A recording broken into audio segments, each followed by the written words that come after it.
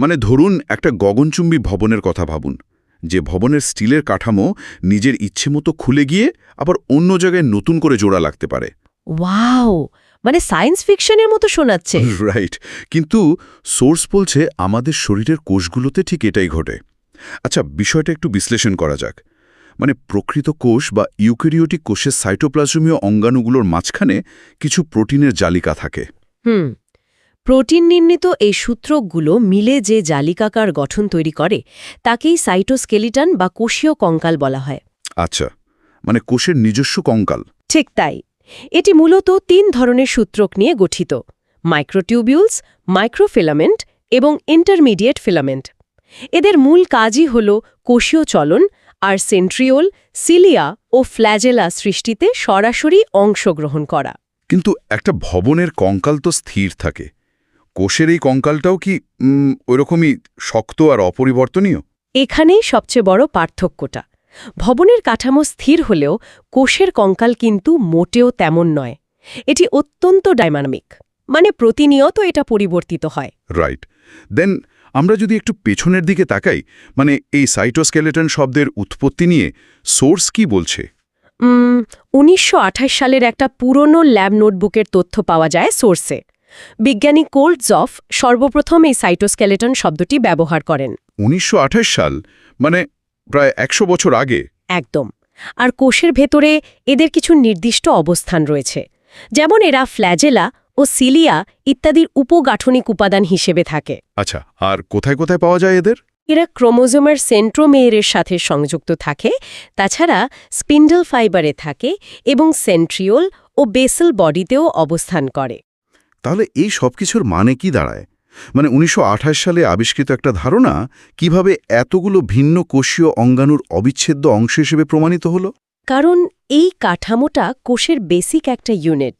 দেন আমরা যদি সাইটোস্কেলেটনের প্রথম ধরন অর্থাৎ মাইক্রোটিউবিউলস নিয়ে কথা বলি, ব্যাপারটা পরিষ্কার হবে। মাইক্রোটিউবিউলস। সোর্স বলছে এরা হলো সাইটোপ্লাজমে অবস্থিত ক্ষুদ্র প্রোটিন নির্মিত দণ্ড, যা কোষের আকৃতি প্রদান আর চলন নিয়ন্ত্রণ করে। ঠিক, এরা সাইটোপ্লাজমের সর্বত্র বিস্তৃত থাকে আর অতি সূক্ষ্ম, অশাখা ও দীর্ঘ নালিকা হিসেবে কোষের ক্ষুদ্রাঙ্গ সমূহের সাথে সংযুক্ত থাকে। এখানে একটা আবিষ্কারের সালের কথা বলা আছে, 1953 সাল। বিজ্ঞানী রবার্টিজো ফ্র্যাঞ্চি প্রাণীর স্নায়ুকোষ এটি আবিষ্কার করেন। হ্যাঁ, আর এখানে সবচেয়ে চমকপ্রদ বিষয়টি হল ঠিক একই বছর অর্থাৎ 1953 সালে বিজ্ঞানী লেডবেটার এবং পোর্টার উদ্ভিদ কোষেও এদের অবস্থান সর্বপ্রথম প্রত্যক্ষ করেন। ওয়াও, মানে একই বছরে প্রাণী এবং উদ্ভিদ দুটো সম্পূর্ণ ভিন্ন জগতে এই একই আণুবীক্ষণিক কাঠামোর আবিষ্কার। একদম। এটা প্রমাণ করে যে জীবনের মৌলিক ভিত্তি কতটা গভীরভাবে সংযুক্ত। উদ্ভিদ আর প্রাণীর বেসিক ব্লকে কোনো পার্থক্য নেই। রাইট। দেন এই মাইক্রোটিউবিউলসগুলোর বিস্তৃতি আর অবস্থান নিয়ে বিজ্ঞানী ডুপ্রো একটা চমৎকার কথা বলেছেন। ডুপ্রোর মতে মাইক্রোটিউবিউলস নিউক্লিয় পর্দা থেকে শুরু করে একেবারে কোষ ঝিল্লি পর্যন্ত বিস্তৃত থাকে। মানে পুরো কোষ জুড়ে এদের একটা জালিকা বিছানো থাকে, তাই তো? ঠিক তাই। এবং এরা সাইটোপ্লাজমের সকল প্রকার অঙ্গাণুকে একে অপরের সাথে সংযুক্ত করে। এছাড়া এরা সিলিয়া, ফ্ল্যাজেলা, সেন্ট্রিওল, স্নায়ুসূত্র, মাকুযন্ত্র এবং বেসেল বডির কাঠামো গঠন করে। তার মানে কোষের ভেতরটা কোনো ফাঁকা জায়গা নয়, বরং মাইক্রোটিউবিউলস নিউক্লিয়াস থেকে কোষ ঝিল্লি পর্যন্ত এক বিশাল কমিউনিকেশন হাইওয়ে তৈরি করে রেখেছে। প্রতিটি মাইক্রোটিউবিউল অত্যন্ত দীর্ঘ, সোজা, শাখাহীন এবং ফাঁপা টিউব বা নালিকা। হ্যাঁ, এদের ব্যাস সাধারণত 10 থেকে 20 মিলিমাইক্রন হয়ে থাকে, আর দৈর্ঘ্যের দিক থেকে এরা 5 থেকে 10 মাইক্রন পর্যন্ত লম্বা হয়। আচ্ছা, আর এদের ভেতরের গঠনটাও বেশ অদ্ভুত। প্রতিটি নালিকা 13টি করে প্রোটোফিলামেন্ট নামক সূত্র দিয়ে গঠিত। ঠিক বলেছেন। আর এই 13টি সূত্র কিন্তু সর্পিলাকারে বা স্প্রিংয়ের মতো বিন্যস্ত থাকে। এখানে আরেকটা ইন্টারেস্টিং ব্যাপার আছে। এদের একটি প্রান্তকে ধনাত্মক বা প্লাস এবং অন্য প্রান্তকে ঋণাত্মক বা মাইনাস হিসেবে চিহ্নিত করা হয়। এই প্লাস এবং মাইনাস প্রান্ত থাকাটা কোষের জন্য এতটা জরুরি কারণ এটা মাইক্রোটিউবিউলসকে দিক নির্দেশনা দেয়, ঠিক যেমন চুম্বকের দুটি মেরু কাজ করে। বুঝতে পেরেছি, মানে এটা একটা কম্পাসের মতো কাজ করে কোষের ভেতরে। দেন এদের রাসায়নিক গঠন নিয়ে কি জানা যায়? মাইক্রোটিউবিউলসের ভেতরে গঠনটা পুরোপুরি রাসায়নিক। এই যে 13টি প্রোটোফিলামেন্টস স্প্রিংয়ের মতো সজ্জিত থাকে, এগুলো মূলত ডাইমেরিক প্রোটিন দিয়ে গঠিত। ডাইমেরিক প্রোটিন মানে দুটো অংশ মিলে তৈরি? একদম। প্রতিটি প্রোটিন অণু অ্যালফা এবং বিটা টিউবিউলিন প্রোটিন দিয়ে গঠিত। এখানে বিষয়টা সত্যি খুব আকর্ষণীয় হয়ে উঠছে। মানে আমি যদি এটাকে লেগো ব্লক দিয়ে তৈরি পেঁচানো সিঁড়ির সাথে তুলনা করি, যেখানে অ্যালফা এবং বিটা এই দুটি ভিন্ন রঙের ব্লক মিলে পুরো কাঠামোটি দাঁড় করাচ্ছে। এই উপমাটা একদম পারফেক্ট। অ্যালফা আর বিটা টিউবিউলিন ঠিক এভাবেই একটার পর একটা বসে এই লম্বা নালিকাটা তৈরি করে। অসাধারণ। দেন এই মাইক্রোটিউবিউলসের কাজের দিকে যদি ফোকাস করি, এদের কাজের পরিধি তো বিশাল। হ্যাঁ, প্রথমত নিম্ন শ্রেণীর উদ্ভিদের ক্ষেত্রে এটি সিলিয়া ও ফ্ল্যাজেলাতে উপগাঠনিক একক হিসেবে উপস্থিত থাকে এবং এদের চলন বা আন্দোলনে সাহায্য করে। কিন্তু আমার কাছে সবচেয়ে গুরুত্বপূর্ণ মনে হয়েছে কোষ বিভাজনের সময় এদের ভূমিকাটা। সোর্স বলছে কোষ বিভাজনের সময় এরা মাকুযন্ত্র গঠন করে। রাইট।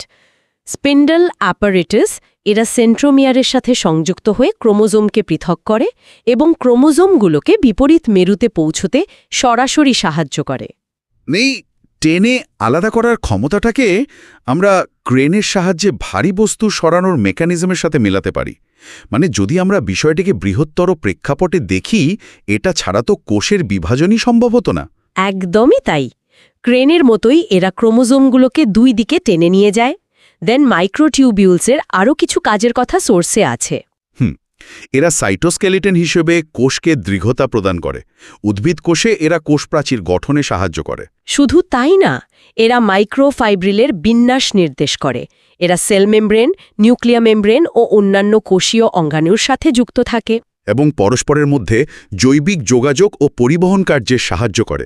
পানি ও খনিজ পদার্থের আন্তঃকোষীয় পরিবহনেও এদের বিশেষ ভূমিকা রয়েছে। প্রাণীকোষের ক্ষেত্রে এরা আবার সেন্ট্রিওল তৈরি করে। এছাড়া কোষীয় অঙ্গাণুর চলনে, ক্ষরণে এবং স্নায়ুস্পন্দন পরিবহনে গুরুত্বপূর্ণ সাহায্য করে। মানে ভেবে অবাক লাগে, একই কাঠামো কিভাবে স্নায়ুস্পন্দন পরিবহন থেকে শুরু করে কোষপ্রাচীর গঠন এত ভিন্ন ভিন্ন কাজ করতে পারে। এটাই প্রকৃতির সবচেয়ে বড় রহস্য। দেন আমরা সাইটোস্কেলিটনের দ্বিতীয় ধরনে চলে যাই, মাইক্রোফিলামেন্ট। হ্যাঁ, মাইক্রোফিলামেন্ট। সোর্স বলছে সাধারণত প্রকৃত কোষের সাইটোপ্লাজমে প্রোটিন নির্মিত অতি সূক্ষ্ম সংকোচনশীল যে সকল তন্তু কোষের চলনে অংশগ্রহণ করে তাদের মাইক্রোফিলামেন্ট বলে। 1774 সালে বিজ্ঞানী প্যালেভিজ সর্বপ্রথম কোষে এদের অবস্থান পর্যবেক্ষণ বা আবিষ্কার করেন। আচ্ছা, মানে এটা বেশ পরে আবিষ্কৃত হয়েছে। এই মাইক্রোফিলামেন্টগুলো তো অ্যাক্টিন ফিলামেন্ট নামেও ব্যাপকভাবে পরিচিত। ঠিক, এগুলো মূলত কোষ ঝিল্লি বা প্লাজমা মেমব্রেনের ঠিক নিচে ফিতার ন্যায় বিন্যস্ত থাকে। তাহলে মাইক্রোটিউবিউলস এবং মাইক্রোফিলামেন্টের মধ্যে মূল পার্থক্যটা কোথায় দাঁড়ালো? পার্থক্যটা মূলত অবস্থানে। মাইক্রোটিউবিউল সাইটোপ্লাজমের গভীরে থাকে আর মাইক্রোফিলামেন্ট কোষের ঠিক ত্বকের নিচে, মানে কোষ ঝিল্লির নিচে একটা ফ্লেক্সিবল জাল তৈরি করে। আচ্ছা, মানে এরা ভেতরের হাইওয়ে না, বরং দেওয়ালের ভেতরের সাপোর্ট জালের মতো। দেন এদের ভৌত গঠন আর রাসায়নিক উপাদান নিয়ে কথা বলা যাক। এদের ভৌত গঠন সাধারণত সরু, লম্বা, সংকোচনশীল এবং প্যাঁচানো দ্বিতন্ত্রী হয়ে থাকে। দ্বিতন্ত্রী বা ডাবল হেলিক্স। আর এদের ব্যাস অত্যন্ত ক্ষুদ্র, সাধারণত 30 থেকে 60 অ্যাংস্ট্রম পর্যন্ত হয়। একদম। আর রাসায়নিকভাবে এদের গাঠনিক উপাদান হল অ্যাক্টিন ও মায়োসিন নামক প্রোটিন। অনেক সময় এদের অ্যাক্টিন ফিলামেন্ট বা জি অ্যাক্টিন ফিলামেন্ট বলেও অভিহিত করা হয়। দাঁড়ান, পেশিকোষের সংকোচনের জন্য তো আমরা অ্যাক্টিন ও মায়োসিনের নাম শুনি। প্রতিটি সাধারণ কোষের ভেতরেও যে এই একই মেকানিজম রয়েছে, এটা তো একটা বিশাল আহা মোমেন্ট। রাইট, পুরো মেকানিজমটাই এক। পেশি যেমন সংকুচিত হয়, এই ফিলামেন্টগুলো তেমনি সংকুচিত হয়ে কোষকে নাড়াচাড়া করায় ও যান্ত্রিক দৃঢ়তা প্রদানে অংশগ্রহণ করে।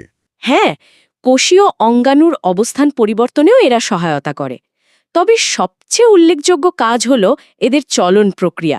চলন বলতে সাইটোপ্লাজমীয় চলনের কথা বলা হচ্ছে তো? হ্যাঁ, এরা সাইটোপ্লাজমীয় চলন, ফ্যাগোসাইটোসিস মানে কঠিন পদার্থ ভক্ষণ এবং পিনোসাইটোসিস মানে তরল পদার্থ গ্রহণ প্রক্রিয়াগুলো সরাসরি নিয়ন্ত্রণ করে। এটি একটি গুরুত্বপূর্ণ প্রশ্নের জন্ম দেয়। যখন কোনো ইমিউন কোষ বা ম্যাক্রোফেজ একটা জীবাণুকে গিলে ফেলে, মানে এই ফ্যাগোসাইটোসিস প্রক্রিয়ায়, তখন কোষের ঝিল্লি কিভাবে সেই বাঁকা আকৃতি ধারণ করে? খুব সুন্দর প্রশ্ন। এই মাইক্রোফিলামেন্টের সংকোচনশীলতাই হলো এই জাদুকরী পরিবর্তনের পেছনের কারিগর। এরা সংকুচিত হয়ে মেমব্রেনকে বাঁকিয়ে জীবাণুকে ঘিরে ফেলে। মানে পেশির মতো কাজ করে দেয়ালটাকে ধাক্কা দেয়। দেন এদের আরও কিছু কাজ সোর্সে আছে। কোষ বিভাজনের শেষ দিকের কাজ। হ্যাঁ, কোষের চলন ছাড়াও মাইক্রোফিলামেন্ট ক্রোমোজোমের বিপরীত মেরুর দিকে চলনে সহায়তা করে। এবং এরা কোষের সাইটোকাইনেসিস ঘটিয়ে কোষ বিভাজনে চূড়ান্ত সহায়তা করে। কোষীয় চলনেও এদের সরাসরি অংশগ্রহণ রয়েছে। এছাড়া এরা ঝিল্লি প্রোটিন ও সাইটোপ্লাজমীয় প্রোটিনের মধ্যে একটি শক্তিশালী সংযোগ ঘটায়। এই সাইটোকাইনেসিসের ব্যাপারটাকে আমি একটা শক্ত বেল্ট দিয়ে একটা বেলুনকে মাঝখান থেকে চেপে দুভাগ করে ফেলার সাথে তুলনা করতে চাই, যেখানে বেল্টটি হলো এই মাইক্রোফিলামেন্ট। একেবারে সঠিক উপমা। ঠিক এভাবেই একটা রিং তৈরি করে এরা কোষটাকে দুই ভাগে ভাগ করে দেয়। দেন কোষীয় কঙ্কালের তৃতীয় এবং সর্বশেষ ধরনে আসা যাক। Intermediate filament. এগুলো মূলত মাইক্রোটিউবিউলস ও মাইক্রোফিলামেন্টের মধ্যবর্তী আকৃতির এক বিশেষ প্রকার তন্তু। হ্যাঁ, আর এই সাইটোস্কেলিটনের সবচেয়ে স্থায়ী অংশ হল এই ইন্টারমিডিয়েট ফিলামেন্ট। এদের ব্যাস প্রায় 10 ন্যানোমিটার। আচ্ছা, সাধারণত এরা প্রোটিন নির্মিত হয় এবং সোর্স বলছে বিভিন্ন কোষে 4 ধরনের ইন্টারমিডিয়েট ফিলামেন্ট পাওয়া যায়: কেরাটিন, ল্যামিনিন, নিউরোফিলামেন্ট এবং ভাইমেন্টিন। একদম তাই। এই 4টি প্রোটিন বিভিন্ন কোষে বিভিন্নভাবে এই কাঠামোটা তৈরি করে। আচ্ছা, বিষয়টা একটু বিশ্লেষণ করা যাক। এই ইন্টারমিডিয়েট নাম শুনে মনে হতে পারে এরা মাঝামাঝি বা কম গুরুত্বপূর্ণ কিছু, কিন্তু এরাই নাকি কোষের সবচেয়ে স্থায়ী অংশ। ঠিক ধরেছেন। মাইক্রোটিউবিউলস দ্রুত ভাঙে গড়ে, কিন্তু এরা একবার তৈরি হলে খুব শক্ত কাঠামো দেয়। দেন এদের কাজ সম্পর্কে সোর্স কি বলছে দেখা যাক। এদের প্রধান কাজ হল কোষের আকৃতি দান করা এবং কোষকে যান্ত্রিক দৃঢ়তা প্রদান করা। হ্যাঁ, বাইরের যে কোনো ধরনের যান্ত্রিক চাপ বা আঘাত থেকে কোষের অভ্যন্তরীণ কাঠামোকে রক্ষা করতে এদের ভূমিকায় সবচেয়ে বেশি। মানে এরা এক প্রকার ঢালের মতো কাজ করে আর কি। আমি এগুলোকে গাড়ির শক অ্যাবজর্বার বা সাসপেনশনের সাথে তুলনা করব। ধরুন অনেক জোরে চাপ লাগলো কোষে, এই ফিলামেন্টগুলো সেই চাপ শোষণ করে নেয়। ওয়াও, মানে এগুলো না থাকলে সামান্য যান্ত্রিক আঘাতেই কোষ তো ছিন্নভিন্ন হয়ে যেত। একদম। দেন এদের আরও একটা বড় কাজের কথা সোর্সে আছে, কোষের ভেতরের অঙ্গাণু ধারণ করা। ইন্টারমিডিয়েট ফিলামেন্টের আরেকটি অন্যতম প্রধান কাজ হল কোষের অভ্যন্তরের বিভিন্ন তন্তু এবং কোষের অন্যান্য অঙ্গাণুকে তাদের নির্দিষ্ট ও যথাস্থানে দৃঢ়ভাবে আটকে রাখতে সহায়তা করা। এর ফলেই কোষের ভেতরে কোনো বিশৃঙ্খলা তৈরি হয় না। নিউক্লিয়াস বা মাইটোকন্ড্রিয়ার মতো অঙ্গাণু নিজ নিজ জায়গা থেকে নির্বিঘ্নে কাজ করতে পারে। মানে এগুলো একটা জালের মতো সবকিছুকে এক জায়গায় বেঁধে রাখে। ঠিক তাই।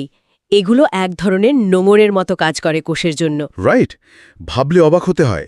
এই মাইক্রোস্কোপিক সুতোগুলোই আসলে সেই নোঙর, যা না থাকলে কোষের ভেতরের সবকিছু উদ্দেশ্যহীনভাবে ভেসে বেড়াত। এই অবিশ্বাস্য স্থায়িত্বই কোষের জীবনের ভিত্তি।